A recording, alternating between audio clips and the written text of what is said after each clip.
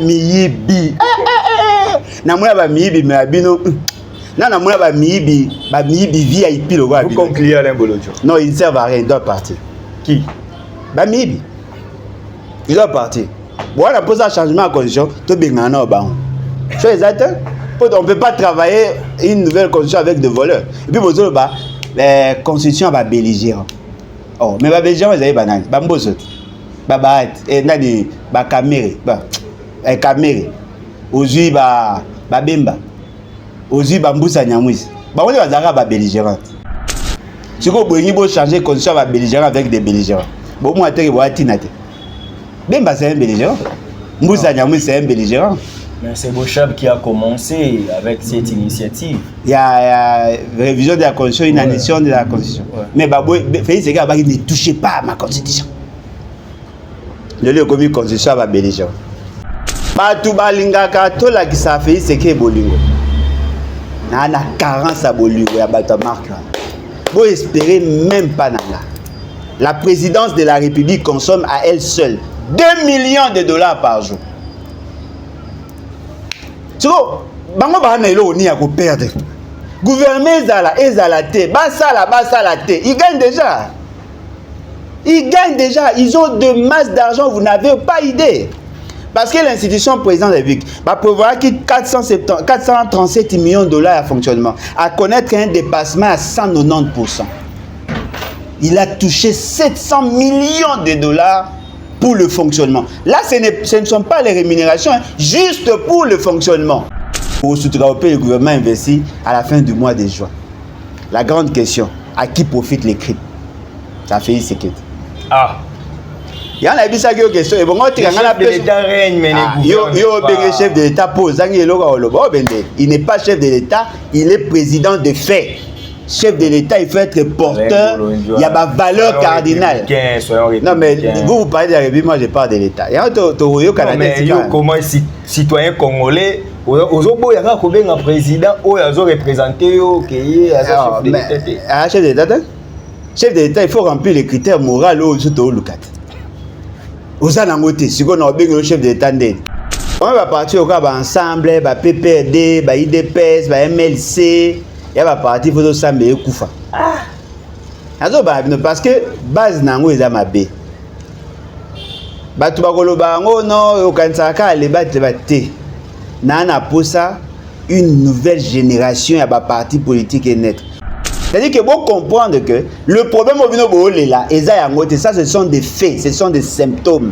Le plus grand problème, les degrés d'immoralité de ceux qui sont présentés comme vos dirigeants. C'est ça le problème. Oh, Kamé, tout ça. Et ça va conséquence. Le problème d'immoralité. Basali, bokonza benga bokonza ki zoba zoba. Et de tout ça, l'effort de créer une génération à bateau, bandimi va se sacrifier pour que les générations futures soient meilleures. Il faut qu'Ayo se retrouve kaka. Si vous voyez le jour qui fait, c'est qu'il y a l'idée. Oh. Président de fait. Derrière lui, il y a l'UDPS. L'UDPS, papa. Moi, je suis héritier. Papa a fait une entreprise. Quand le mensonge prend l'ascenseur, la vérité prend l'escalier. On a promis, on va donner les jeeps aux députés. Il y aura des jeeps.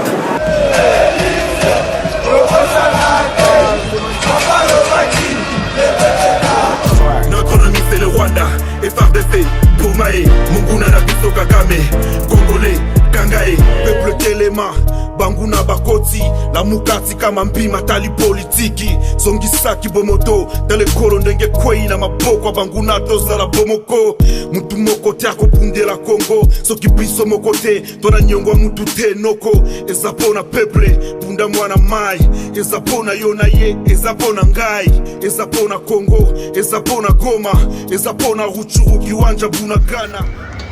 Puissance ya liloba eleki ya lisasi mbote na bino nyonso bozwi libakuma lamu ya kolanda archidique info bino nyonso bolandaka masolo ya politique esengo eza ya koyeba kiboza ebele partout dans le monde, toujours à la recherche des informations, toujours à la recherche des propositions pouvant aider la République démocratique du Congo à se développer. Sur ce, nous invitons sur ce plateau de Boyebi toujours des personnalités politiques, des patriotes, ceux qui réfléchissent pour le développement de notre République démocratique du Congo.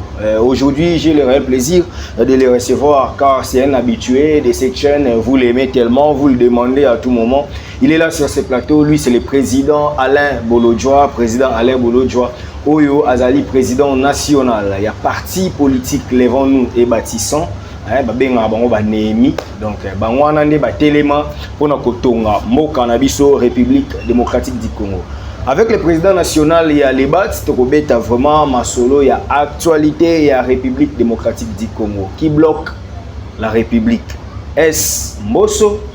Est-ce les lois? Pour les lois, l'Union se commis, élection bureau définitif, il faut ça là pour le gouvernement et Bimaïs à la investi parce que le programme, il faut à la débattu une assemblée nationale.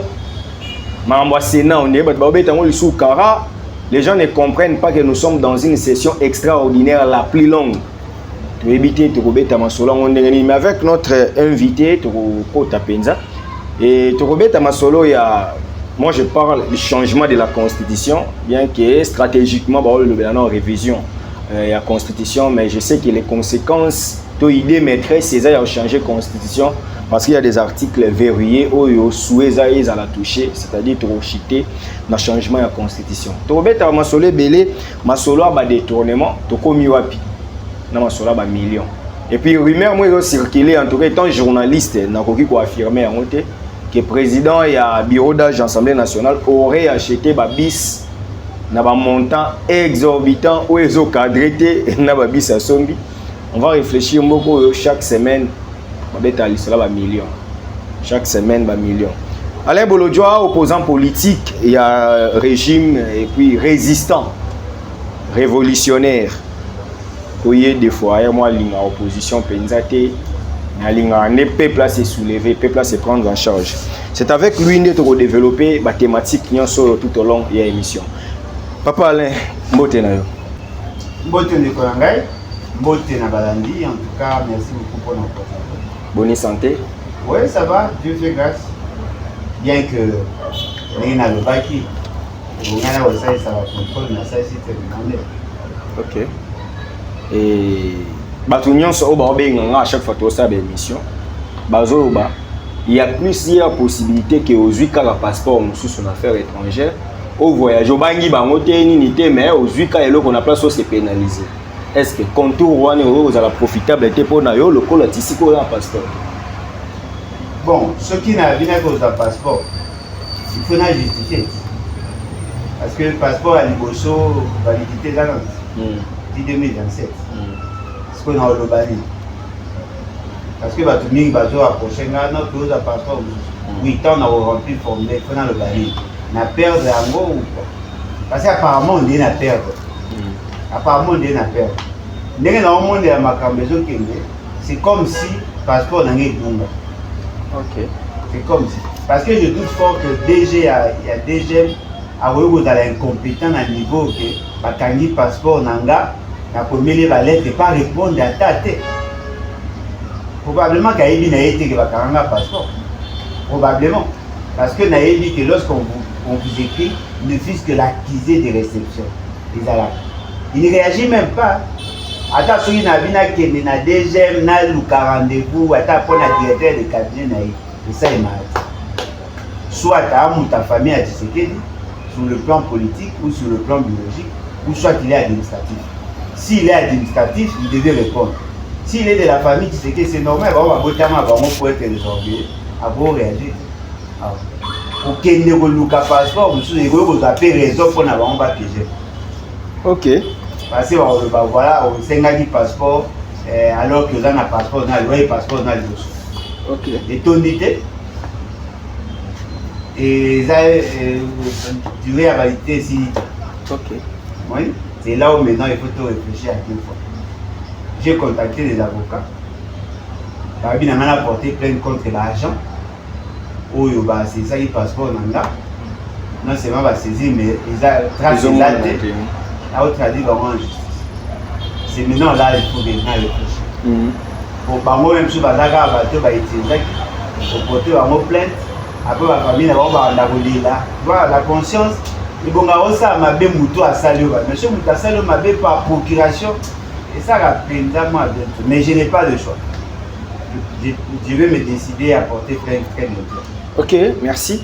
Mais tu sais là qui peut prendre la carte ya ONIP, carte d'identité nationale. Ah oui, carte na bino na ba yamlengi ba ba carte pour citoyen. Ouais, ba yamlengi ba ba mais carte nationale aujourd'hui.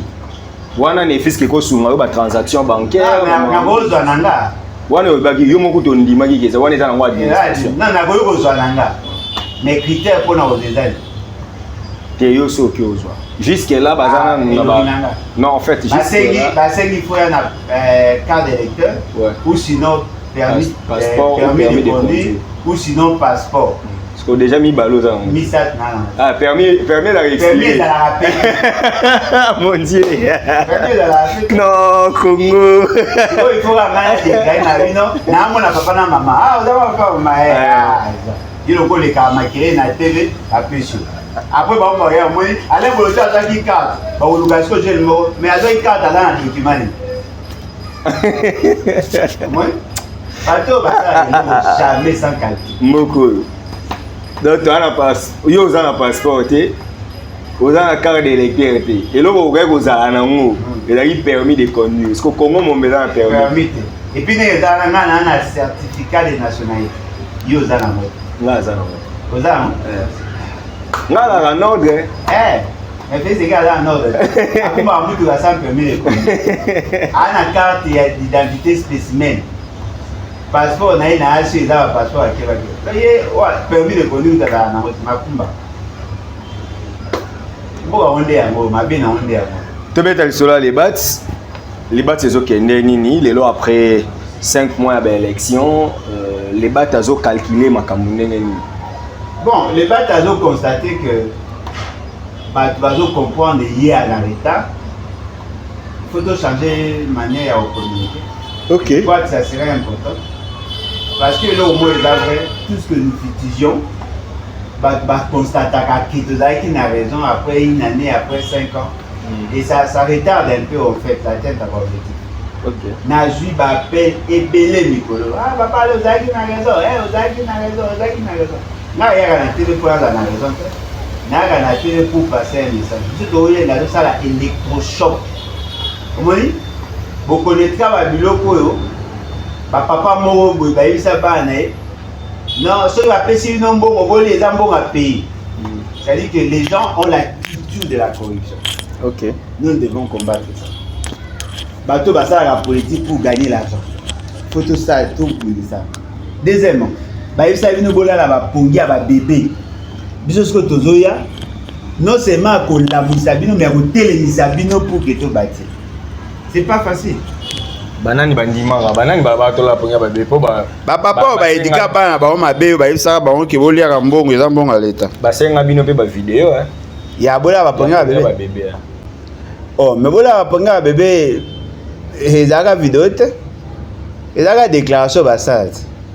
Papa na ça déclaration. Aïbola va pongi à bébé.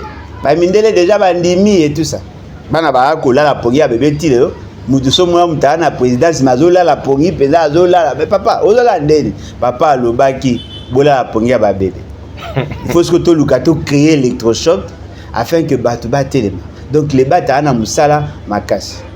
La grande difficulté tous les nango ezali que batu belé bazoya vers biso ne sont pas sincères. OK. Yozoya vers biso na calcul no bien le dialogue ezoya certainement qu'allait bourgeois aux apôtres. Oh non, le quoi Félix c'est qui a coincé certainement le quoi Alain Bourgeois a monté Équateur et que Équateur va ko senga en tant qu'opposant et ce gars ça gouvernement à large union nationale il peut songer à mais yo zo ça calcul ya yo pour nani. Yo ça calcul ya peuple terre. Vraiment. Yo moninga je ne me plains pas mais je suis un peu déçu. Okay. De voir que les gens veulent faire la politique que pour leurs intérêts. Non. On n'a pas d'intérêt. Mais tiens l'intérêt de tout le monde. Okay. Intérêt à eux ko ya kaka. Na pese un exemple moro. J'ai vu na venu oyo, il y avait un ancien premier ministre. OK. Cet ancien premier ministre va nommer premier ministre à Bandi Moussala pour la bonne là. Balongoli premier ministre Bakati Moussala Mbalamoko. Bazongi c'est premier ministre à ça ici ba Moussala Boutou à venir ici là. Boutou nangali. Papa ngo akufa. Bana ba bénéficier dans nzela. Ba usager. Bana na épé ba bénéficier na biso pe ensemble. Faisons la même chose. Bien qu'il y a ça qui on a ndenge mabe, faisons la même chose, c'est-à-dire que battons-nous pour tout le monde. Yo fa na Semba. Ozu bokonzi na Semba. Okomoyoka kozana na Semba osoni, okoluko fa na commune mususu. Oh, soko fa na na Semba, bako bongisa nzela, bako bongisa courant na mai po bango chaque jour batoka ba mai na forage. OK. Moi muso abotami akokisi 30 ans amelaka mai ya forage. Amona mai ya robinet tende. Amona robinet ka ya forage. Mais robinet a boema ebimate. Mais yo komi, ba profiter ta na yote. Est-ce que ça l'effort de créer génération à bateau bandimi ba se sacrifier pour que les générations futures soient meilleures. Il faut que yo se retrouver kaka. Yango moyen difficulté tout ça na. Les batu ba yaka parce que les Congolais ba ça la politique elengeye. Ce que moni le mo Alain Boyo ça qui déclaration mo Alain Boyo patriote atiki. Après ça sous déclaration ça après 6 mois Alain Boyo patriote. Oh bon. Hein? Attends, que Michael Jackson a ça album après 4 ans. Mais façon bino bo ça ba politique ana ici matin. Problème to za nango yango wana. La conscience collective est infectée. Et c'est ça le plus grand obstacle. Mais les battes to buna biso, to bunda to prévoir qui ba série de formations, de connaître moi problème parce que nous avons fait la commande à ordinateur. Et fort malheureusement moyen routine nango ezala quitté le quoi to za qui na date penza à limite ya paiement à loyer parce que nous sommes locataires et bonga tout ça quitter na ngo pour que bayera mona ate soka mona biso avimbise l'autre. Il faut te foutre toujours tant bien que te foutre anticipativement. OK. Mais le quoi déjà ba que te foutre na date wana il faut te foutre pour tia bango conflit pour bango pe bana calcul o eza affaire na bango. Ouais. Bango pe ba yiba mbongo te ba na bango ba commerçant eza teke le quoi ba miyibi o toyebi. Bango eza mbongo na bango certainement ba saka commerce ou papa saka commerce de photo respecter ba biloko wana soki ka tozui ba machine wana to bandi série na biso formation. Très bien Alain Bolodjoa batu bazota la biso bazui réponse pour ce qui concerne les vents et bâtissons et ba comprendre que parti doit se comporter bien. Est-ce que parti doit préparer des échéances prochaines? Oui, bien sûr. Bien sûr. Doit préparer ba échéances prochaines. Des élections anticipées ou des élections à bonne date. OK. On se prépare. Toujours souhaiter des élections anticipées. Ceux qui élections anticipées, c'est que ça malade. Donner les armes, dans la formation à Bisso, nous recrutons des jeunes où on a conscience et à Malunga, to former bango, to créer bango ba leader pour que le base va candidat à Bisso. OK. Bon, ba ta kalapé ba ko ya na bango mais ba ya obeba ina batakala. Na souhaite à la génération asik. Na souhaite à la génération asik. Faut vraiment génération asik. Mais expérience c'est important. Et à cause d'expérience comme conseil, to souhaiter peu expérience asik et génération asik. Très bien. L'union so bazé important mais batakalaté. Tant ba batakaiza bato ba ça politique là. Je comprends. Ouais. Ba beba déjà. Moussa yabo président nangina comme secrétaire général au job ACP. Pardon. Mais on a tout ça va 500 000 $ na ba bureau ba ministre. Ah, ça pour ça ba tu peux conscience moi probité morale ça moi bien. Mais Jakinda la royana Mais Jakinda c'est déjà un leader à royana. Leader à parti tel leader peut passer la fusion na ba Kalonji. Ba la peut ba leader. Lié nani Jakinda nani combien les airs à leader au beau temps quand je vous n'avez bien et les airs à leader et les airs à militant Jakinda anda leader il y a un meneur il y a ba troupe au on a lui il est communicant d'ailleurs leader Tiboyo le ben jour il fait c'est gars leader oh leader président de fait derrière lui il y a eu l'UDPS l'UDPS papa moi je suis héritier papa a fait une entreprise batamisa na est-ce que yo za leader Vous avez leader. Mais vous avez la technique managériale. Ah, mais oui, vous avez leader. Il faut avoir une capacité à fédérer, vous avez une vision moins claire. Hein? Un leader improvisateur. Alain Bolo. Et c'est un accident par contre. Mouki tambole Italie, bien, papa Koufi. Puisqu'on a cité Jackie Ndala, Alain Bolo joue aux acteurs politiques, il y a Mounene Namboko. Il y a une élection, tout ça, on a une émission dans la campagne électorale, on a qui pensa ni l'un ni l'autre. Donc, il y a d'accord, tu na Katumbi, on a dit d'accord, tu na Tshisekedi. On a Doliprane. Qui sont améliorés pour calmer la teneur, la température, tout ça. Mais bon, solo, il n'y a rien. Il faut diagnostiquer. Il faut diagnostiquer bien qui se pèse la molécule et dit que c'est malade. On va Doliprane, aspirine. Katumbi na Tshisekedi.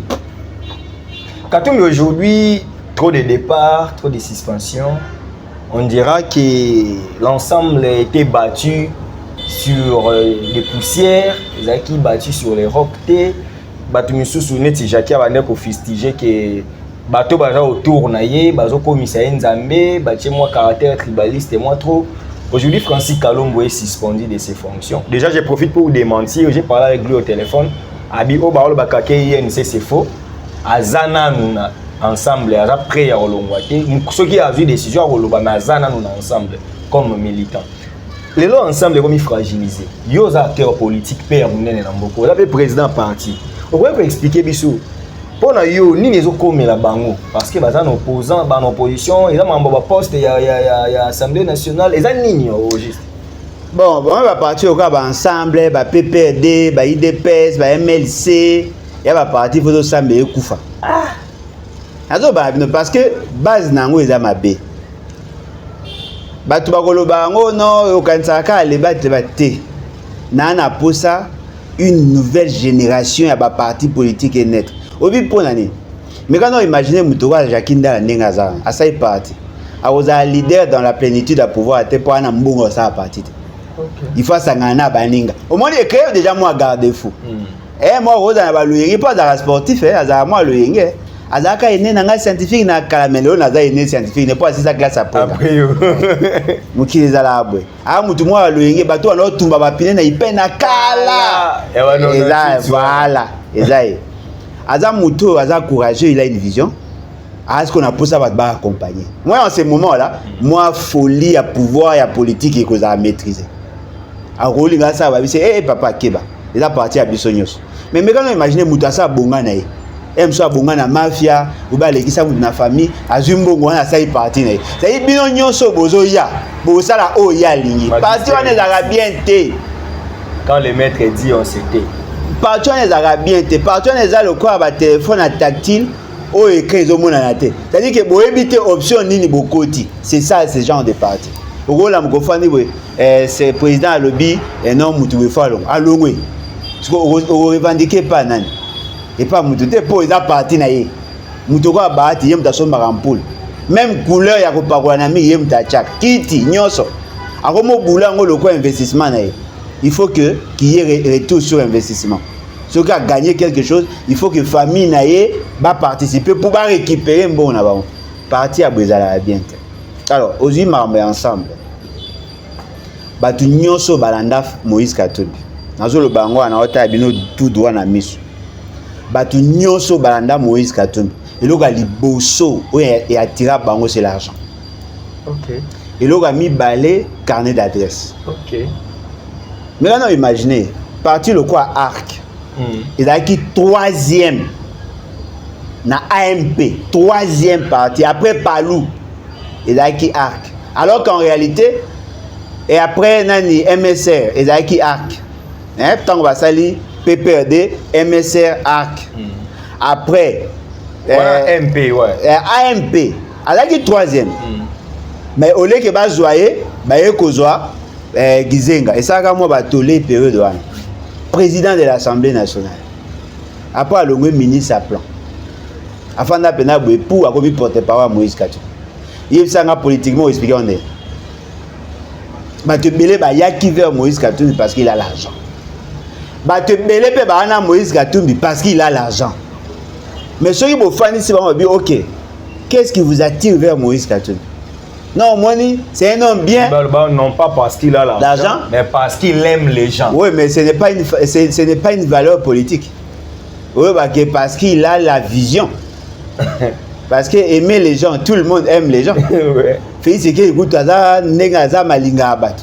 Bega linga abato bazara pembe na yeba kumisaka ye. Mutunyo sa linga na ba.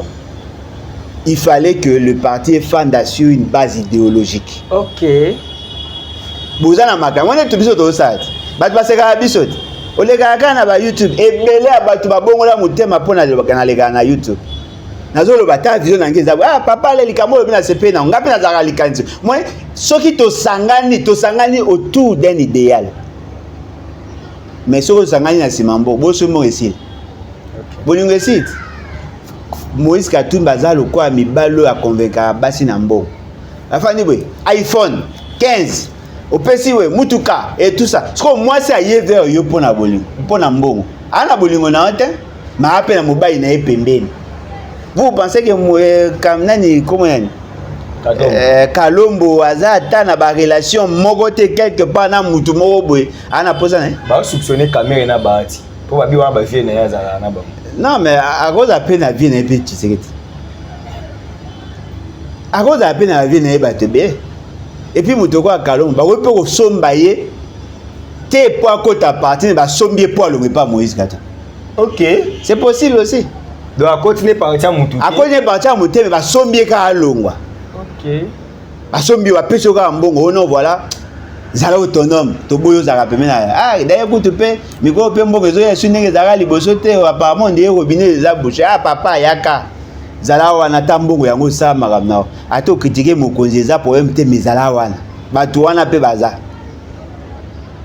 C'est ça la conséquence d'avoir un parti qui n'est pas assis sur les valeurs, sur un système de valeurs, sur une doctrine. So il mupepeka y voit et qui. Oh Betty Masolo à tribalisme. Effectivement, le parti politique en règle générale est en tendance tribale. OK. Au moins ce qu'on est sur tous arbres. Na peut un exemple. Na parti na biso bato basé belé ba neko. OK. Nga président naza ngala.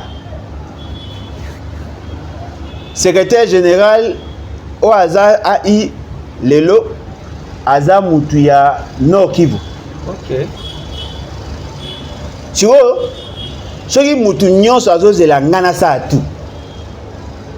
Naturellement, bato bakolinga ba edenga mingi ofele eza bata tribunal. OK. Soki na lingi na implanter parti et si qu'on a là sur que na ko mobiliser bato belé eza parti nanga.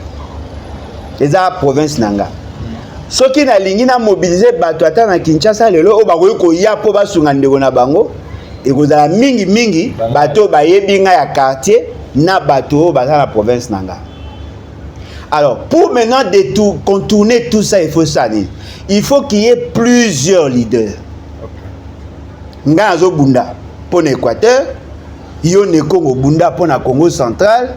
Okuna bunda c'est quoi force na yo na Congo central, force na nga na Équateur, force na yo na Nord Kivu, force na yo na Bandundu. Ces leaders là sommation na bango et ça est leadership à parti et ça les force. Ceux qui balingi basala yo mabe bakobanga po bayebi ke soki yo longwe bazo za na simana yo. C'est ça même la vision du constituant. Alingaki a sait que chacune de provinces est représentée dans la création à parti. OK. Mais fort malheureusement, batolé qui va réfléchir de cette manière, bango bazan a tendance, il y a qu'on réfléchir sur le tribalisme est ancré en nous. OK. Mais dans les partis politiques, il y a moyen, il y a qu'on éviter à ce que vous sombrez dans le tribalisme. OK. Francis Kalombo a Kassaï. OK. Jacqueline Dalaza Kassaï. Qui est le leader? Il y a Kassaï, n'a parti ensemble. On dirait juste qu'il est avec Francis Kalombo. Francis Kalombo, c'est un qui n'a pas la bandale. Kassi. Il y a Kassaï et puis Mama Kassaï. T'es Kassaïen des souches Penza Zaï. Oh, mais voilà, ce sont là les grands problèmes. Il n'y a pas parti Nabiso. Il faut créer des leaders pour toutes les provinces. Mais quand même, on peut répondre à Jackie Babi. Asali parti, lui les Katangé, Achaka Pierre Lumbi, Mutakivu, secrétaire. On a tché. Tant que Pierre Lumbi a Koufi, Baché Bolengé Tenge, il n'est pas aussi Katangé. Non, mais attendez, vous pensez que le tribalisme est apporté par Moïse Katoum? Mais le tribalisme peut causer par rapport à Bateau, Baza influent la partie. Ok. Oh, mais à l'objet, vous remarquez que PPRD, Ata Baché Moutou Nyonso, Baoyo Kocha, mais les Katangé étaient toujours influents.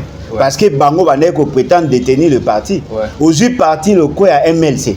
Vous remarquez qu'Ata Bapesi Moutou à Kisangani, Ata Bapesi Moutou à Bando de responsabilité, Bangala Bazara toujours n'attend. Oui, pour ne pas Baza influent. Et on a vu ça, Bajon et bien à partir. L'erreur que vous commettez, boutique à Nga Mogona Bunda. Mais bien, vous osez la retomber dans là. Et c'est erreur. Et c'est erreur. Créons des leaders dans toutes les provinces. Pour promouvoir le leadership, il y a battu dans les provinces. En ce moment-là, le parti aura non seulement de l'ancrage, mais le parti sera en même d'avoir le courant de pensée au sein du parti. Nataka ba politologue na biso pona ndima ba politologue ya Congo te. Nataka bango. Nataka ba sociologue ba sala ba juriste. Oh non, président, au Tchaka biso malaise. Non, nazala posa na susciter bino débat parce que au sein du parti, lorsque nous avons la situation à tribu, il faut créer maintenant un bloc idéologique au sein du parti, de courants de pensée. C'est-à-dire que tout le monde a un parti débat entre économistes et politologues. En ce moment-là, il faut créer une sorte de coalition selon les écoles. Au hasard, ça licence politique, entre bango bakozala mutuellement. Si vous êtes en problème, bon ça, yo tango ça les droites. Bato va ça la droit public. Ou va ça la droit privé. Bon mon attaque vous appelez dans débat là bino. Ah, ces débats là dans le parti. Biso ba droit public que bisa bango qui étudier faire les droits c'est les droits publics, la société. Exact. Yango ana il faut ça au sein du parti. Parce que au ko remarquer Mundele azara rappelle le roi biso. M'a évolué. À comment maintenant qu'on bête débat à centre d'intérêt. OK. Au comment on a pétrolier ba na bloc na bango, on a posé à tributé, on a posé à centre d'intérêt. OK. Mouto a té ka ba agriculteur ba na centre d'intérêt na bango. C'est ce que nous devons faire pour que tout le monde a carcan à tribu. Mais il y a d'abord un grand travail à faire. Il faudrait créer le leadership na niveau de la région. Très bien. Alors Francis Kalombo, moi na banda au JT. Ba est-ce na posé na ordre? Ah oui? Ouais, bah on a posé na aide. Et pourtant on a politique calé. Mais bah ça a moi ba tactique ya mike. Jacques Ndala azan base sociologique ouais. Azaka lukunga. Ah, lukunga azan na base té papa. Base awa si maté. Ma papa cité verte ça ba te belé ba candidat belé ba philosophie belé ba tribu belé. Il devait chercher à devenir des leaders na Kasaï. Oh, bah c'est désolidariser na ba Kasaïen pour ba banga base à ba tribaliste. Ça, ce sont des erreurs d'approche. Okay. Le Kasaï n'est pas une tribu. Okay. Le Kasaï, c'est une entité territoriale. Okay. Bossala en sorte, bossala ango. Na zobeta conseil on a ka pona bangote pour le reste des partis politiques. Alain Bolodja, Alain Bolodja yebani. Siko il faut na yebani sabama moyo sa parti. Voilà. Ba membre parti ba miteka. Oh papa. C'est bien. Na zara militante. Ouais. Na zara pas olenga. Na yeba na force na ngamo. Est-ce que vous avez olenga kwa no pesa ngamo? Non? On dirait pe na fonis wana bobimaga mi balé. To bimé belé ba tunde ba yeba. Ba bima penza. Ba belé. C'est rien. Bongo Didas Pembe. OK. Didas ça la peko ouais. Ah, Didas ça là moi ya fonis. Azaka président fédéral na zara chargé à jeunesse. Basé belé nani Philippe et Foloko alana na adabo mboli ne ba créaka partuana yé pas azalaki mama nani Izwa o azalaki mokonza ya marché ni nazaki na André Kimbuta na ils sont combien azalaki na biso tozalaki belé il y a d'autres magistrats qui sont là on était ensemble avec eux bazali belé ba msut pe ba sai ba parti dozé belé ba Jean-Pierre Mpassi Mazoa azalaki na parti Adidas a commis na parti sur il y a directeur à cabinet à Félix Sekeki. On était avec eux. Dosé belé. En tout cas dosé belé ba msube ba kota na ba service, ba belé. To bima benze belé. Voilà. La diluya. Azara pena olenga ko. La diluya azara journaliste. Steve Mbikai. Ah. Azaka pe na Olenga. Non, Azaka na partie Azaka na Fonus mais il était avec Olenga encore. On était avec lui. OK. A comment député à transition d'État. OK. Il y a Azaka syndicaliste. Ouais. On était nombreux hein. Tobima bende belé na Fonus angwa. Très bien. Alain Bolodjoa, on doit passer à l'actualité. Qu'est-ce qui bloque la République? Na Bosani Nambelou. Wa Azaka ya ne. Il y a Azaka na raison. Nous tous travaillons ensemble. C'est bien que Bora va ta service. Il Azaka na service à niveau à comité. Il y a un service tant que comme vice-gouverneur. Mais avant transition, Azaka na service. Okay. Il était un simple Azaka assistant, je pense. Alain Bolodjoa, acteur politique de notre pays. Depuis début janvier, nous avons déjà un président proclamé, définitivement élu. Nous avons une Assemblée nationale qui, jusqu'à preuve du contraire, n'a qu'un bureau d'âge. Les Sénats même, n'en parlons pas, un premier vice-président qui fait l'intérim. Donc c'est très compliqué à ce niveau. Mais jusqu'à preuve du contraire, on n'organise pas les élections du bureau. Le on là, c'est qui? Les organisateurs, pas les bureaux d'âge. Il faut le gars. Faut préciser. Ils n'organisent pas les élections du bureau définitif. Alors que Bateau va défendre la politique. Il y a le président Tshisekedi pour réponse que le gouvernement est bimaté parce qu'il faut présenter le programme dans l'Assemblée nationale. Et puis le programme, il faut la valider et puis il faut investir dans l'Assemblée nationale. Or, cette Assemblée peut fonctionner, il faut la au complet, c'est-à-dire le bureau définitif. Ce qu'on va acquiser, des accusés. Les ambosso, le roi est président du bureau d'âge, le roi est challenger, il y a primaire, Batumisus balobi, les triumvirats ya mboso baati kamere, des ordres na bangonde sali makamboyo. De l'autre côté, Félix Tshisekedi a beti bango kara. Dites-nous, Alain Bolodjoa, nous avons eu cette chance de vous avoir comme invité. Qu'est-ce qui bloque la sortie du gouvernement après 5 mois? Il y a publication, il y a résultat. Naza direct na message m'a bien changé pour la question. Ça pédagogue. Obigisi bango. Et là les avrais cette émission à caractère pédagogique. Te obigisi bango pour ngaka bima na asi bato nga basilika. Et là les avrais zali que et ça ce sont des faits factuels. OK. C'est-à-dire que nous ne sommes pas en train de parler de la vraie question, la vraie problématique de la fonctionnalité de l'État. D'abord, la nomination de la gouvernement n'est pas tributaire de la présence à bureau d'âge. OK. Ça, c'est déjà, il faut boyer Barayango. C'est l'investiture, par contre, il y a bureau définitif. C'est l'investiture qui exige à ce qui est bureau définitif. Parce que le bureau d'âge ou le bureau provisoire, où ils allaient, ils ont 4 missions. Il y a validation à mandat, il y a proposition à règlement intérieur, il y a proposition à règlement intérieur, préparer l'élection et première mission à Bango, l'installation à bureau d'âge. Ce sont les 4 missions à Bango. C'est-à-dire qu'ils n'ont pas le droit de traiter sur autre chose. Okay. Même maintenant, Nicolas Kazadi, ces bureaux-là. Il y a un problème gouvernemental. Alors, la grande question, il faut me poser, pourquoi M. Félix Tshisekedi ne procède-t-il pas la nomination? Il y a un ministre. Ça n'a rien à voir avec le bureau. Ah, comment ça? Nomination à ministre, ça n'a rien à voir avec le bureau. Formateur Kabouya, ça l'a déjà nyonso. Oh, mais raison de plus pour confirmer ce que j'ai dit. Comment ça? On peut nommer le membre du gouvernement, mais Bakoko est en fonction qu'après investiture. Oui. Bon nommer Nantes. Parce que l'avantage non, parce que pour que ba futa yo, il faut investir. Ils ne seront pas investis. Maman wana za futa matin. Mais au moins dans un cortège. Oui, on est à Congolais à désordre. Nenga Zawana a une dotation en tant qu'agent de l'État. Parce qu'elle a le pouvoir, Nenga Zawana, il y a qu'à contresigner l'ordonnance nommant le membre du gouvernement. Mais pour qu'elle a revêtu un statut à Premier ministre, elle doit être investie avec son gouvernement. Okay. Mais là, il a fait une déclaration en tant que Premier ministre. Dérive. C'est-à-dire que vous comprendre que le problème au ça, ce sont des faits, ce sont des symptômes. Le plus grand problème, les degrés d'immoralité de ceux qui sont présentés comme vos dirigeants. C'est ça le problème. Oh, Kamé, tout ça. Et ça va conséquence. Le problème d'immoralité.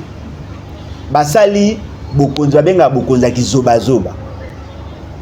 Peut-être ba jeune ba yebi en côté naza ko rappeler bino. Ba ma puto benga bigaré. Oui bien. Ba juste ici ba sangisi.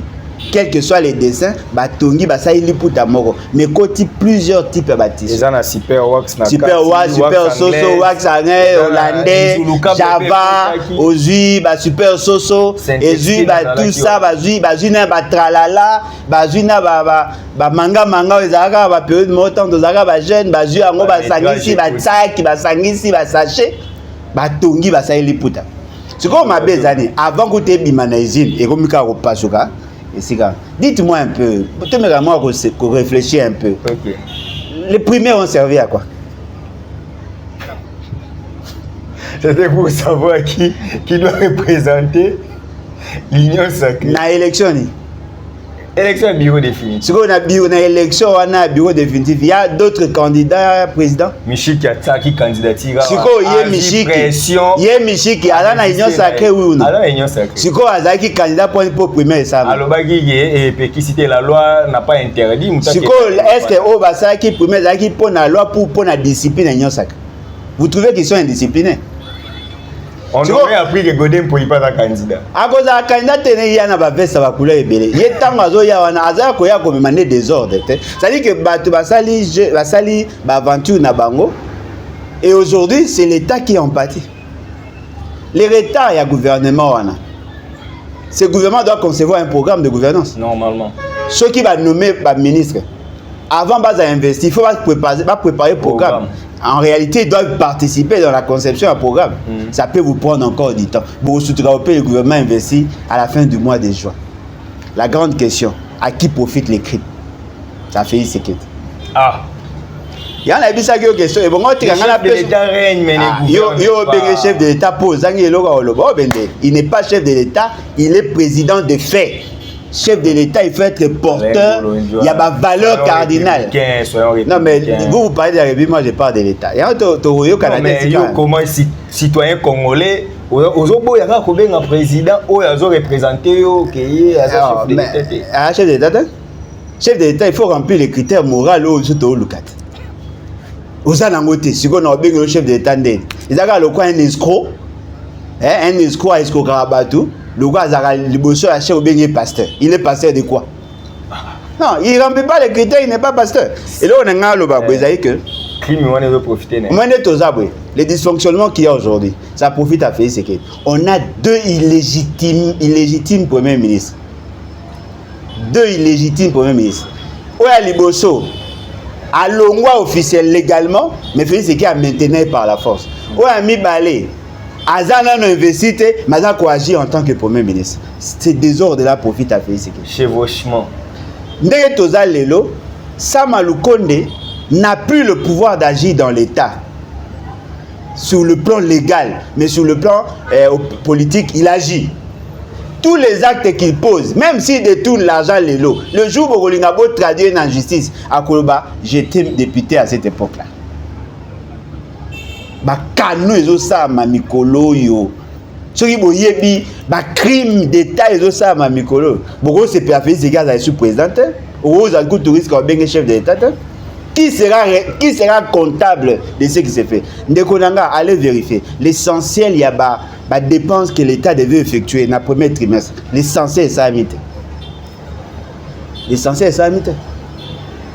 l'état a sengaka na ba entreprise na ye ba futa mbongo au-delà de ce qui devait ya ko futa pour que ba longola ngo cette année ba futa ba impôt sur les bénéfices ba futa certaines redevances ba futa de cette année ba zo aso ngo kuna qui a fait la comptabilité de ça bo éviter que mbongo zo yiba malelo ko le kata nyonso parce que aujourd'hui il y a un dysfonctionnement systémique. Il profite de la situation de Ronangai. Si vous battez la caméra, vous allez comme ça caméra président. Pourquoi que caméra a battu bête? Déjà le règlement intérieur, on va faire une révision et puis s'il y a possibilité qu'on a 10 personnels domestiques. C'est-à-dire sur un 7 ndaku, tu as 3 batamisa na 7 ndaku nae, objet to za bango en charge. Na charge na biso. Ana droit à 33 personnels na cabinet nae et puis il a une dotation et faire fonctionner. Au tu koloba quelque part que bozo ka soupçon que 90 millions de dollars et bima iba soma ba jeep.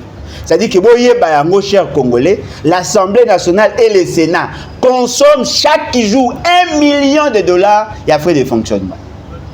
Chaque mois ou chaque jour. Oh. Ndigonanga. Ce qui Alain Bolodjo. On a bon contredire. Est-ce que pas contredire nga déjà? Chaque mois ou chaque jour? Moi je te parle des dépenses journalières. 1 million. 1 million de dollars chaque jour il y a frais de fonctionnement. Si on calcule la loi sur la reddition de comptes. Ouais. La dépense effectuée en 2022 dans l'Assemblée nationale et dans le Sénat, ça vous fait 1 million de dollars par jour. Si vous allez calculer, ça fait 778 millions de dollars. Il y a frais de fonctionnement. Divisé par 365, ça fait combien? Ça. Batu balingaka to la qui ça fait c'est que bolingo. Na carence à bolingo ya batu marque. Vous espérez même pas nanga. La présidence de la République consomme à elle seule 2 millions de dollars par jour. Tu vois, bango ba na elo ni à ko perdre. Gouvernement ezala te, basala te. Ils gagnent déjà. Ils ont de masse d'argent, vous n'avez pas idée. Parce que l'institution président de la République va prévoir qu'il 437 millions de dollars à fonctionnement, à connaître un dépassement à 190%. Il a touché 700 millions de dollars pour le fonctionnement. Là, ce ne sont pas les rémunérations, hein, juste pour le fonctionnement en 2022. Divisé par 365, ça fait combien? Pourquoi allons aux élections? Non, mais l'élection, c'est qui pour se conformer à l'exigence et à la loi. Eux veulent se maintenir au pouvoir et garder tous les avantages possibles. Quel est le bénéfice du peuple? Non, le peuple n'a que ses yeux pour pleurer. Même moi, je peux bozanga. Non, dites-moi un peu. Un candidat, président de l'Assemblée nationale. Arrive Sabino, député boza la reconnaissance. Na kuta ibino na émolument à combien? Na memi bino ti, n'est-ce pas? Place na memi bino. Boza reconnaissant. Cela veut dire quoi? Na améliorer conditions na bino. Toyebi que député à l'époque nous coûtait 6500 dollars. Aujourd'hui un député, hier ou aujourd'hui, un député nous coûte 21 000. Grâce il y a ba réforme na bango basali na règlement na bango, ba o même bango na 33 000. Mais attention, ils ont droit à deux assistants. Un assistant parlementaire va coûter à la République 3 300 dollars. Multiplié par 2, ça fait 6 600 dollars. Plus 33 000, ça vous fait pratiquement dans les 40 millions de dollars le mois. Et les airs à l'Obaki, il y a certains députés qui vont toucher à 50 000, tant il y en a touché 21 000. Le groupe parlementaire, on doit à combien? Le commission parlementaire, on doit à combien? Alors, dites-moi, peuple, d'abord, peuple, peuple congolais, bata ba komi kunande. Opone ba ngote. Siko ozozela bango basaela yo, ba osaelo po yo zanan. Parce que bazu bokonzisan yo. Baza ko bunda pour leurs intérêts. Ceux qui sont souverains, ils allaient te servir. Le cause a souveraineté, ils vont pas te servir. Ils se servent eux-mêmes. Très bien. Yango moni bango, ba na mbongo. Bon mais quand on imaginer Kabound. Il était de l'axe de Mal. Il était l'un des proches de Félix Tshisekedi. C'est lui qui a conclu le dossier. Il y a un arrangement politique entre Félix Tshisekedi et Kabila devant Rouberois. Batutu Baebi, tant Matara na cheval. Il a été scandalisé par le traitement de premier vice-président de la République. Batutu mais yo ozumbongo otonginda kwabi. Ah, na fistijaka le fait que traitement bonnet ko réservé nanga vice-président Zaki Makasi. Kabound, un jeune, il est moins âgé que moi. Kabound, à lobby, officiellement boé. Abimbongo Waneko Futanga, chaque mois, je pouvais me construire autant de maisons Yanda Kwan. Il touchait plus de 200 000 dollars le mois. On aurait appris que le président de l'Assemblée nationale serait payé par 300 000 le mois. Non, mais 300 millions, ils ont bon, ils ont classé, bon, les à côté. Quand on a dit qu'il va dépenser 1 million de camas. Donc, qu'est-ce que. Vous avez un rapporteur adjoint. Dans les 150 000 le mois. Vous comprenez? C'est-à-dire qu'il y a des gens qui s'amassent de l'argent au détriment du peuple. Ce qu'on passe dans les années. Dans une situation. Député, rapporteur adjoint. Oui, on a un rapporteur adjoint, mais le plus malheureux, certainement. Au moins, le bonheur se partage. Nul n'a le droit d'être heureux seul. Bon, mais maintenant, imaginez, ceux qui n'ont comme Ozoa, Mbongo et se paye ça, moi, si n'anga bananga, et que voisin n'anga se paye ça, moi, si n'anga bananga, problème n'anga. Mais quand on imagine au fan de boy, Alain Bolodja, aux yeux Moussala, où vivre bien, famille n'y a sur les rotala, même Moutasala, aïe les pas non. Bon, quand on sonité, et ça sonne. Garde du corps ya mokonzi a tambola juste ça qui a bon à côté nandako na fin de mois va payer $100 à prime puis $100 à solde et ça sonne ceux qui va mbongo ya ba famille na biso on peut comprendre et là mbongo ya l'état ceux qui tobi le loto futa député na olo baneti le loto dans situation ya ki mobola to futi député 3000 prenons le cas à 3000 to futi secrétaire général d'administration publique 1500 mbongo ekufa agent ya Souka, ya Congo, Lelo, a $60.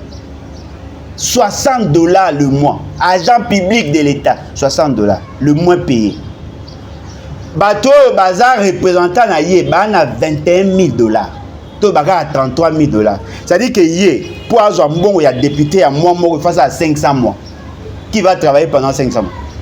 C'est pour que sonité. Il y a député n'importe quoi. To bunda. Réduire l'inégalité. C'est vrai, on ne va pas faire une société parfaite, mais au moins réduisons les écarts, permettons aux autres aussi de respirer. Ça sera une bonne chose, voilà. Très bien. Alain Bolodja, puisqu'on a parlé de l'Assemblée nationale, je profite. Union sacrée, trop de problèmes, mais c'est normal. Justice, Vidier Chimanga qui saisit la cour d'appel pour l'annulation de l'élection du gouverneur. Oya Moutabadjip. Oya corrupteur. Oh, mais on a justice. Obako c'est Kabuya Ndimi papa. Masuka traduit par l'UNC. Mais hier déjà je viens de lire un article. Il m'a confirmé que le cours d'appel il y a Lola est confirmé. Donc les lois na minute yo bako samba samba na kati ya union sacrée. Ouais. Et Zola Sabino qui quand même ce sont des démocrates, la démocratie. Ce sont des tricheurs. Baza ba immoraux, oui, sont des voyous. Parce que des gens normaux, bah tricher à ce niveau. Bah tricher un peu, ceux qui déjà binomoro, tricher, naninga buzoba, et comme une folie. Comment pouvez-vous expliquer? Bah kouti, bah jeep, quelque part, les services, il y a un air. Et ça lit bah enquête, et kouti qu'effectivement c'est jeep, ils ont appartenu à un réseau qui soutient le fameux gouverneur Yotangi à Kinshasa. Bah mener bah enquête, bah saisir bah jeep one. Le secrétaire général a IDPS a dit oui. Et là bah jeep nanga. Ngane na pesi bat nangina pesa batu nanga pour le loyal service. Pour bah honorer parti. Siko bino bolinga bo reprocher nga. Bah boy ba se laisser corrompre. Alors que ceux qui tentaient d'être corrompus, les corrupteurs devaient se retrouver en prison. Ils n'ont pas dénoncé. Balobi, parce que Baboy ko se laisser corrompre en guise de reconnaissance pour nous motiver bango, il va payer ça bango badjip. Siko yo muto lingaka kabuya. Yebisa eboy.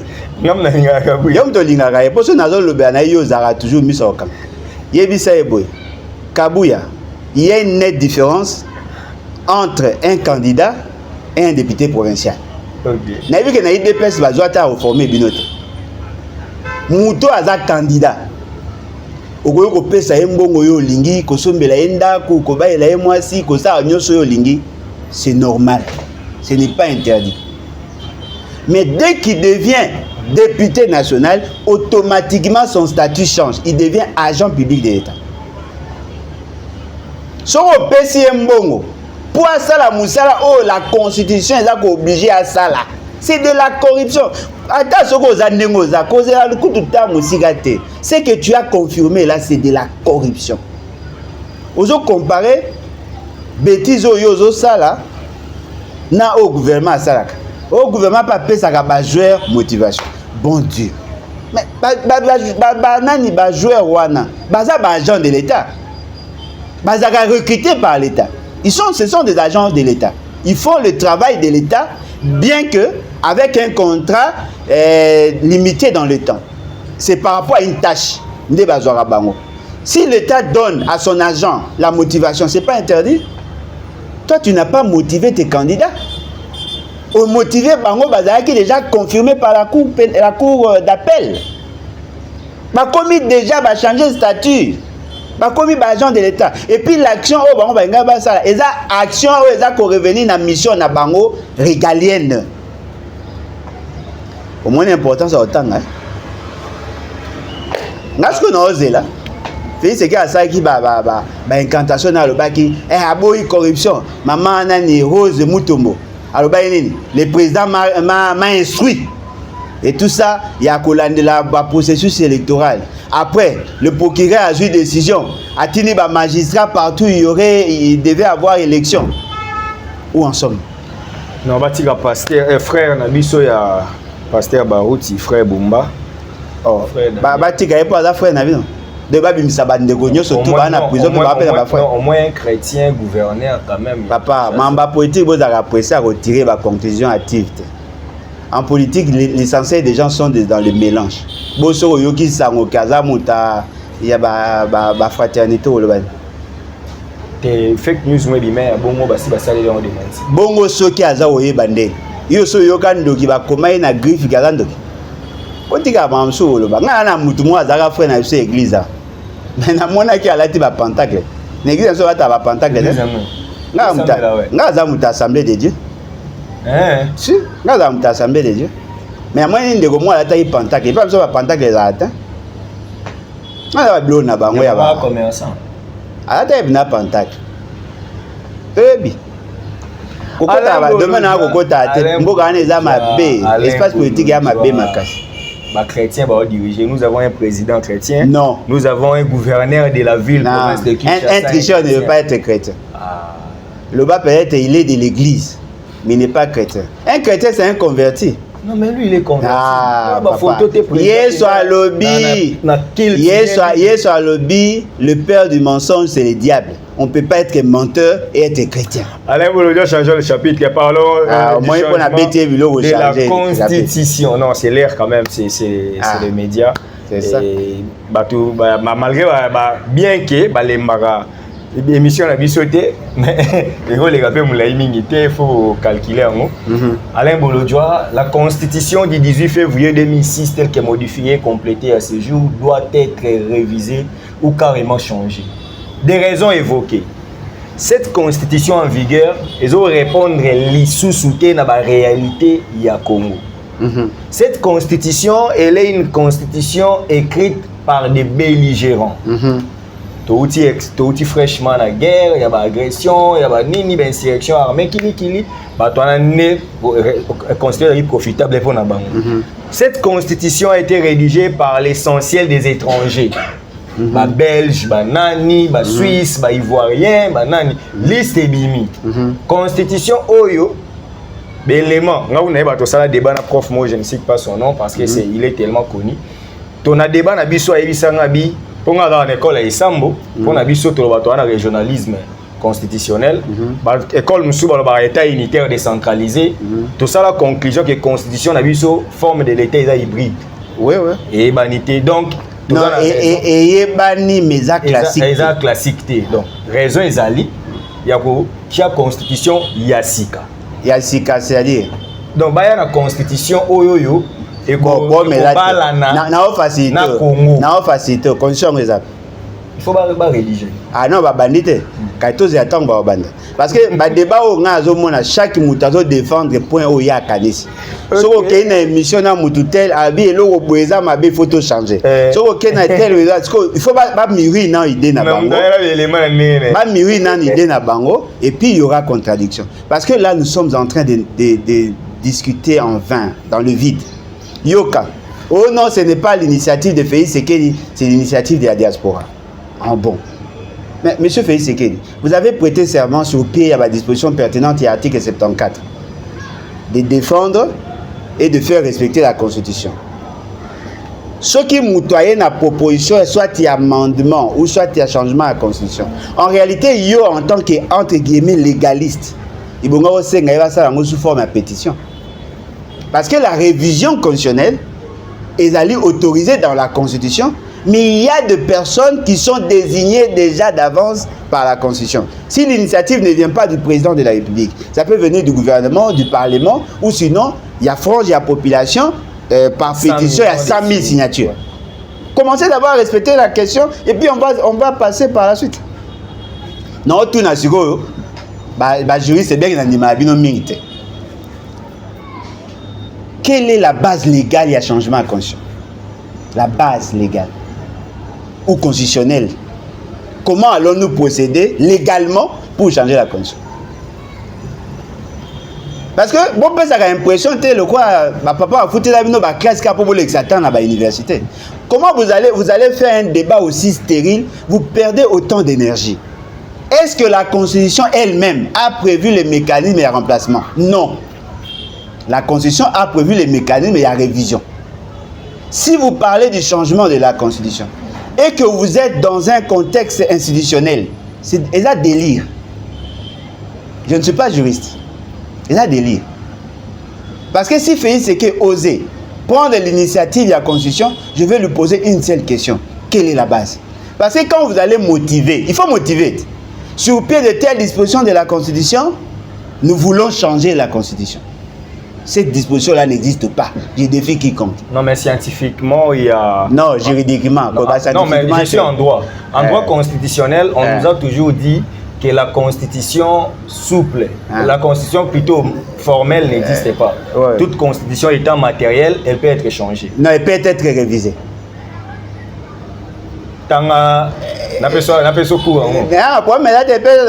Droit constitutionnel, chapitre constitution, les chapitre 2, il y a droit constitutionnel, tome 1, prof Joly. Aujourd'hui, Georges Biurdo qui est plus grand maître que les cas. Professeur Tanguy, une constitution ne peut pas prévoir les mécanismes de changement. Une constitution prévoit toujours les mécanismes d'amendement.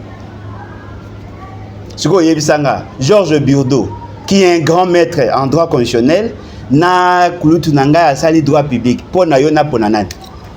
Non. Le changement de la constitution est une démarche éminemment politique. Ça ne peut pas être une démarche juridique. Alors que Félix Tshisekedi est lié par la Constitution. Il ne peut pas prendre des décisions en dehors de la Constitution. Sinon, il viole intentionnellement la Constitution. Naturellement, il sera poursuivi par la justice. Au traître. Parce que là, au moment où les affaires, que nous avons signé un pacte. Ok. Constitution au Monaoyo, et la Constitution a 450 tribus. 450 tribus. Toutes les tribus, terre, ambition à Bango pour donner la force à l'État. Les terres appartiennent aux tribus, mais l'État peut régenter la société. Donc c'est un pacte social. Tout celui qui amène l'approche juridique pour le changement de la Constitution, Azaïna Katia Mabunga, l'approche doit être politique. Pour qu'il y ait changement de la Constitution, il faut qu'il y ait des faits politiques majeurs qui empêchent à ce que l'État fonctionne normalement. Il y a un moniteur qui n'attend. Il y a la génération spontanée politique. Il y a un débat à départ. Qu'est-ce qui doit se faire? Il faudrait que tu constates les dysfonctionnements systémiques de l'État où ils ont empêché le bon déroulement des choses. Et après, on appelle maintenant les forces vives et les partis politiques pour que tu débattre sur le nouveau pacte social qu'on va donner. Ces changements à la Constitution et vont faire basculer d'une république à une autre. Alors, voyez Bango, ceux qui sont au pouvoir ont la responsabilité de veiller sur la Constitution actuelle. Ceux qui sont au pouvoir ont la responsabilité de résoudre tout problème actuel. Si eux-mêmes viennent en public, devant le public, pour la public que voilà, nous ne pouvons plus fonctionner parce qu'il y a un problème de constitution, automatiquement la fonction tombe. Parce qu'un président de la République ne peut pas dire qu'il est bloqué par la Constitution, qui a fait de lui ce qu'il est. Non, mais cette constitution ne lui permet pas de quoi d'avancer. D'avancer quoi? Il faut attendre des institutions installées pour que lui fonctionne bien. Pour la moyenne, on a la logique. Est-ce normal? Est-ce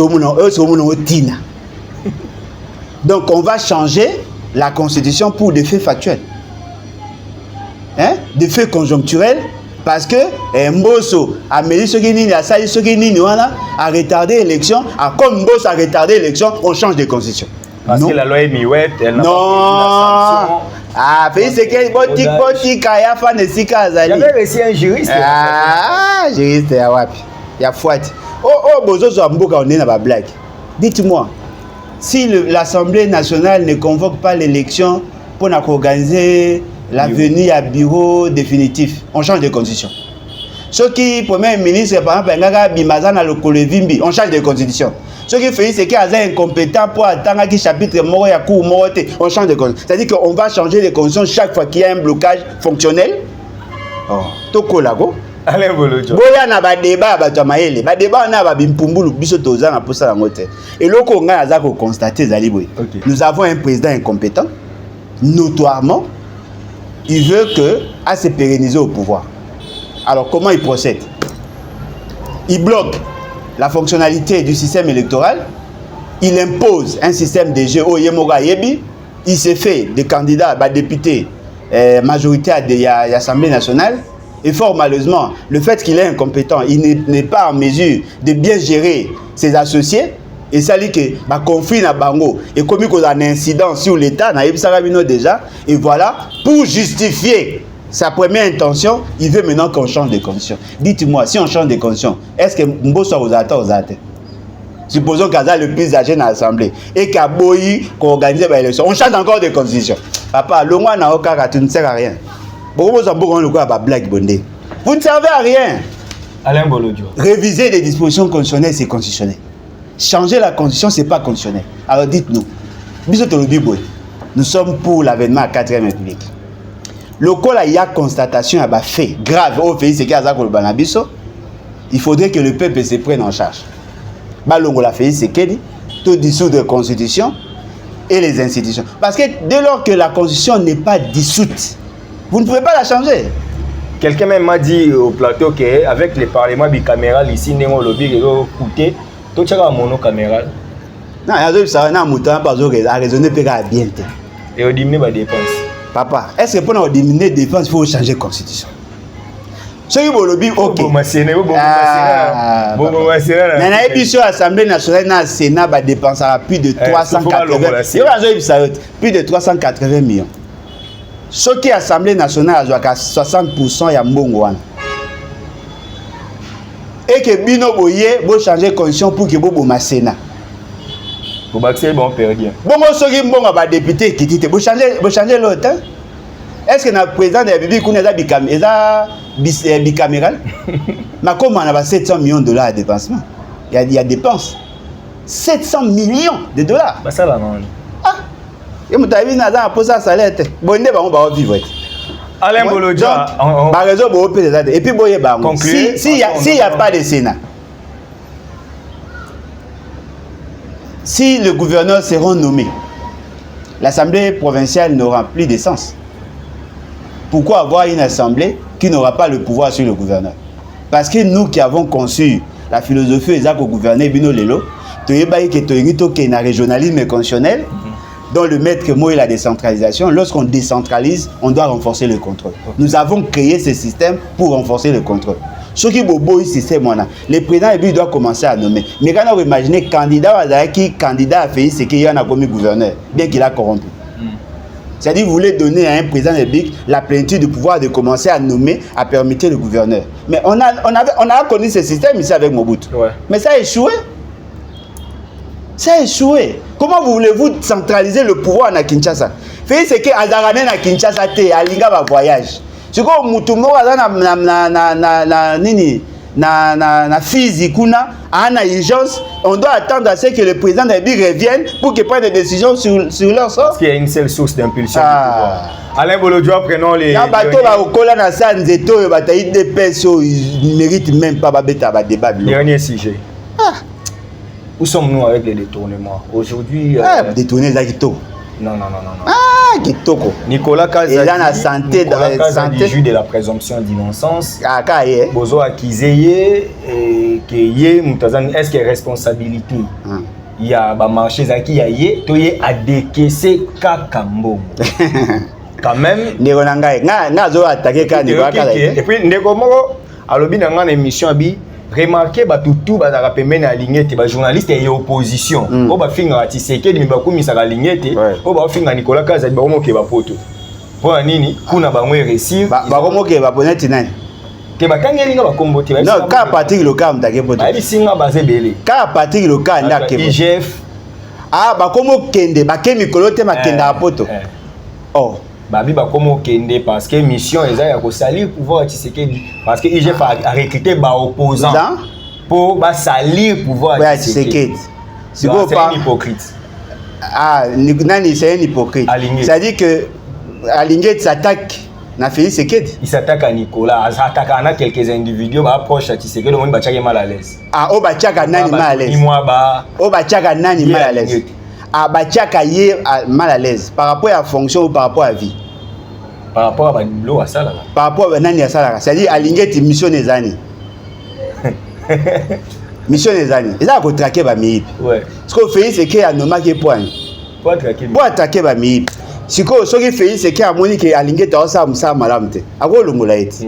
Donc, bon, vous savez que c'est qu'il y a incapable à couiller, à l'ingéti à incompétent. Si qu'on est long, 2023. Vous savez qui vous présente qui bilan à Bino. Vous voyez bilan est positif point. Parce qu'Alinguet a bien fait son travail. Alinguet c'est un bon élève. C'est grâce à Alinguet qu'on a maximisé les recettes. Au Boloba qui est en Guanat. IGF et Koufaka à Sekouissi. Ce qui veut dire que IGF est incompétent. Azam Mouta réseau mafieux. Automatiquement le bilan de Félix Tshisekedi tombe. Et surtout que IGF c'est une structure de la présidence. En plus. En plus. Il faut payer sa cac. En plus. C'est un service rattaché à la présidence de la République. Attaquer Alinguet, c'est attaquer Félix Tshisekedi. Alinguet est entre le marteau et l'enclume. Il y aura ce qu'on arrive à nos versions, il y a Bissos qui va être opposition. Ni Alinguet, ni Kadima. Félix Tshisekedi. Alinguet travaille, on a une injonction à Félix Tshisekedi.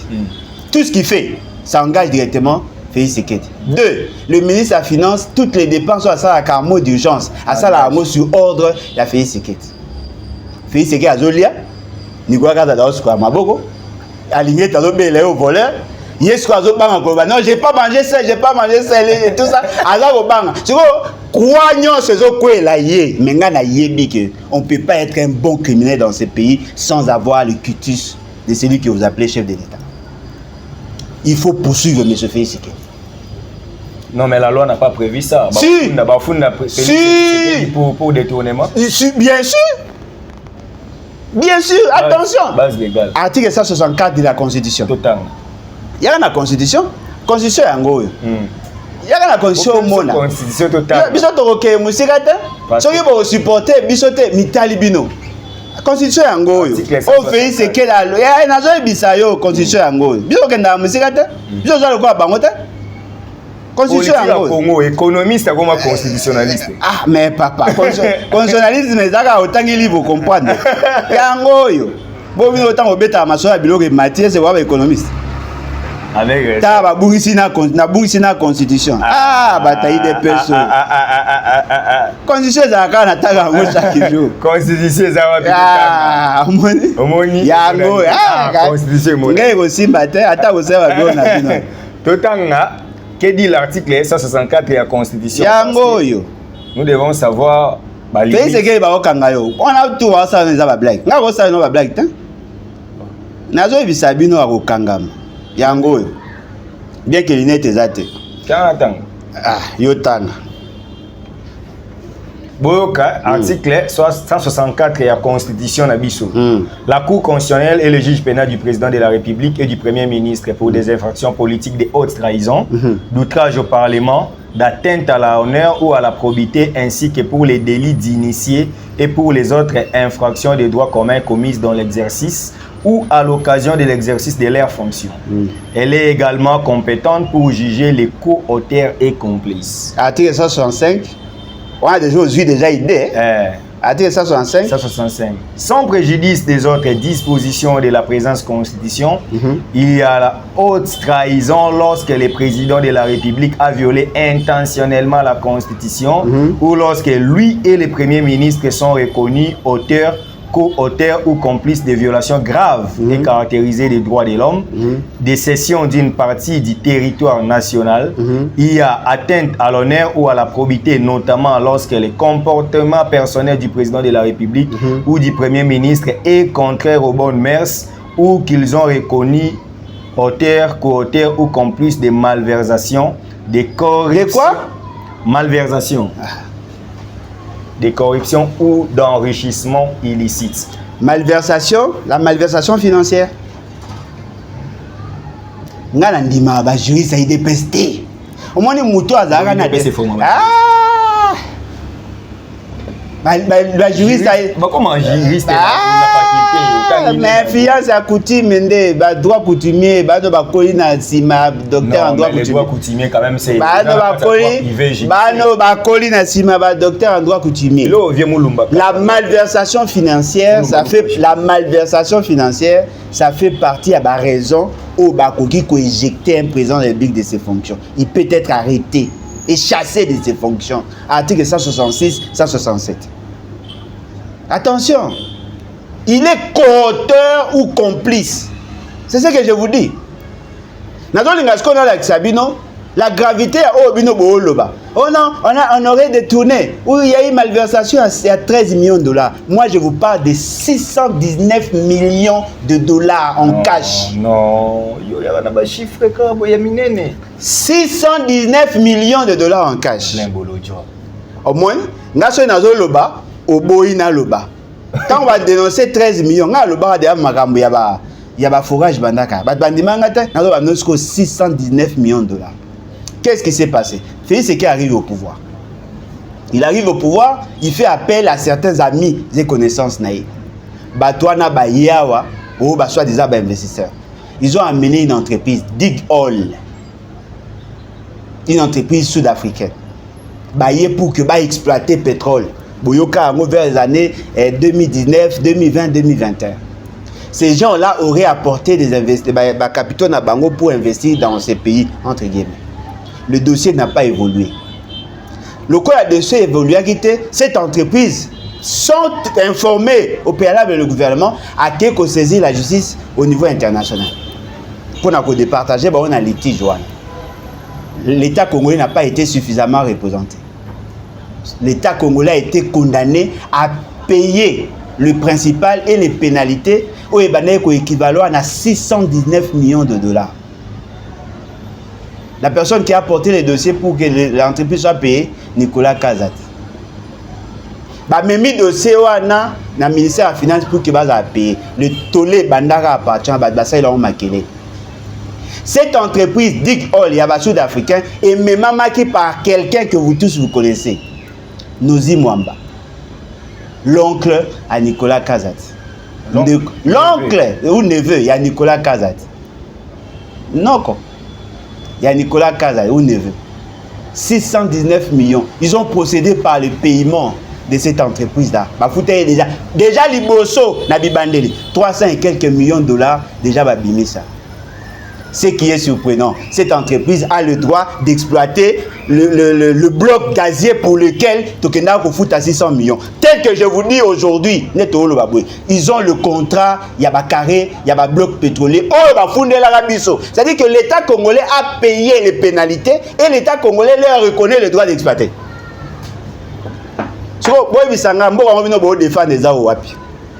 Personne n'en parle. Personne n'en parle. Comment pouvez-vous expliquer? On vous amène en justice pour un dossier. Vous faites sortir l'argent et en même temps, la même entreprise gagne le marché au Bunda, la justice. Et vous trouvez ça normal? Ça, c'est Nicolas Kazadi. D'ailleurs, vous n'avez pas de pour la monnaie, on dit apparemment, on a bateau, le béaba, on va comprendre le bateau. 619 millions de dollars, presque 1 milliard. Qui doit rester en justice? Papa, yo autant la constitution. Et nani au fond. Yo autant la constitution. Mukoba kanga fait c'est que je serai l'homme le plus heureux. Le quoi bien tout bozo banga. To kanga ga mutema.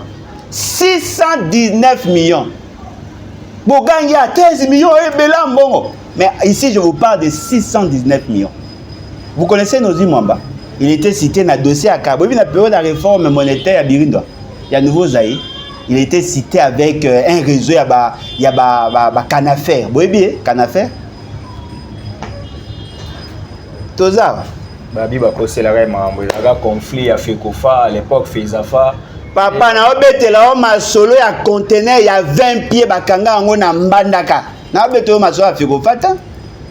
Conteneur il y a 20 pieds bakanga na mbandaka ba imprimer ngo na Argentine en 2014-2015. 1994-1995. Lorsque l'inspecteur papa qui a commis premier ministre, bandi ko sala ba enquête, ba kangaka ba raison na bango ba msu ba kimaka. Ba eko kangaka na faire na gbadolite.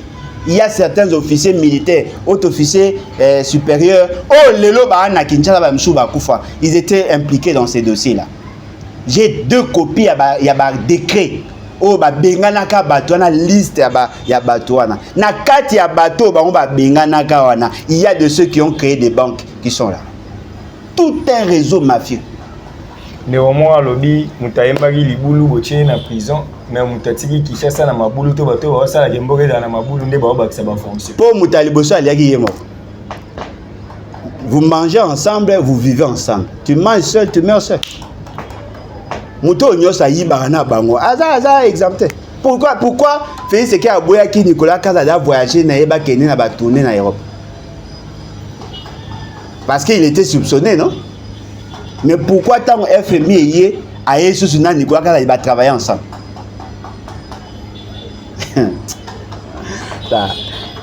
Sincèrement, il faut que tous ceux qui ont soutenu les deux PS dans leur vie bas maudit. Depuis na bota non la yoka frappe internationale le quoi ote. Ba dossier aussi to za nango eza ko avoisiner 5 milliards de dollars ya ba faux kuba. 5 milliards de dollars. Oh bateau va frapper en 5 ans. Je préfère qu'on arrête ici. Ah. Vous savez qu'il bien nengo arrêter. Alain Bolojo. Eh, c'est là pour avoir arrêté au mona. Pour y amso kasanet na olexo temps. Yango. Yango yo. T'es minute de coquine. Yango. Papa, oh ezani Google non? Oh bah combien? L'État congolais est contraint de payer 619 millions de dollars. Après. La RDC versera 300 millions de dollars. Big Oil pour résoudre un litige pétrolier. Au moins, à bosser au temps, à Néné. Voilà, il y a un an. L'accès à l'année 2021, 19 avril. Et quoi, la paix antidaté? Ah, na RFI pas antidaté. Mais toyebi na jeune Afrique pas antidaté. Ah bah français. Ah. So bazo ki mbongo po ba salir. Boss kombo et na finance né. Miyibi. La charge de la preuve incombe à celui qui accuse. Bango. Nga akize mudeta na tangi weza. Miyibi. Na mwana ba miyibi me abino. Na mwana ba miyibi VIP le gars. Vous concluez Alain Bolojo. Non, il ne sert à rien, il doit partir. Qui? Bamibi. Il doit partir. Bon, on a posé un changement de condition, tout bien en bas. C'est exact. On ne peut pas travailler une nouvelle constitution avec des voleurs. Et puis, vous avez la constitution va belligérant.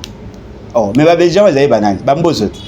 Babat. Et nani, ba caméré. Ba caméré. Ozu ba bemba. Ozu bambousa nyamwisi. Ba on va zara ba belligérant.